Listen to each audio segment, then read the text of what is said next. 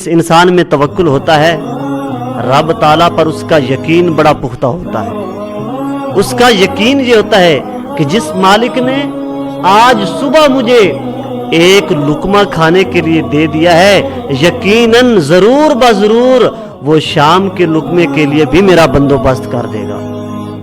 مفتی احمد یار خان نعیمی حکیم الامت رحمت اللہ علیہ آپ فرماتے ہیں توکل دیکھنا ہو تو پھر پرندوں میں دیکھیں، پرندوں میں توکل اعلیٰ درجے کا ہوتا ہے۔ فرمایا مالک سے مانوس ہوتے ہیں، اغنیا سے متنفر ہوتے ہیں۔ دشمن کو دیکھا بھاگ گئے، ان کے دل بغض کینہ حسد سے پاک ہوتے ہیں۔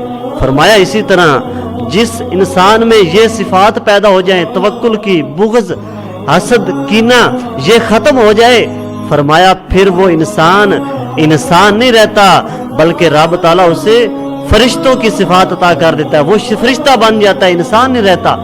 سیدنا ابو ہریرہ رضی اللہ تعالیٰ عنہ میرے مصطفیٰ کریم کا فرمان نقل کرتے ہوئے فرماتے ہیں، فرمایا یدخل الجنت اقوام افئدتہم مثل افئدۃ الطیر، قیامت کے دن کچھ ایسے لوگ جنت میں داخل ہوں گے، جنت میں کچھ ایسے لوگ داخل ہوں گے جن کے دل پرندوں کے دلوں کی مثل ہوں گے۔